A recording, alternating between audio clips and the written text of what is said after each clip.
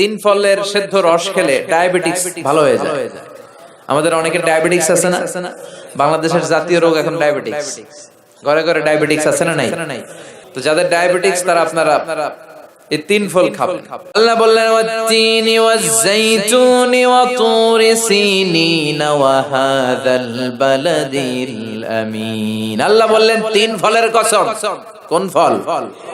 তিন ফল। ডুমুর। এই ডুমুর ফলের অনেক উপকারিতা। এই তিন ফল আমাদের দেশের তিন আর আরব দেশের তিন ডুমুরের পার্থক্য আছে। আরব দেশে ব্ল্যাক তিন, হোয়াইট তিন দুইটাই হয়। হোয়াইট তিন যেটা খুব মিষ্টি, এটা খেলে তিন ফলের সেদ্ধ রস খেলে ডায়াবেটিস ভালো হয়ে যায়। আমাদের অনেকের ডায়াবেটিস আছে না? বাংলাদেশের জাতীয় রোগ এখন ডায়াবেটিস। ঘরে ঘরে ডায়াবেটিস আছে না নাই? ইনসুলিন আছে না নাই? আল্লাহ হেফাজত করুন। তো যাদের ডায়াবেটিস তারা আপনারা এই তিন ফল খাবেন।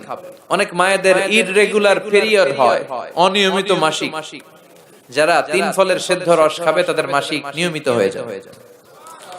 সুবহানাল্লাহ আসতে বলেন। এটা খেলে দেহের মধ্যে স্ট্রেংথ এন্ড স্ট্যামিনা বাড়িয়ে দেয় কে? এই তিন ফল জান্নাতের ফল। তিন গাছ জান্নাতের গাছ। The tree of fig is the tree of paradise in heaven.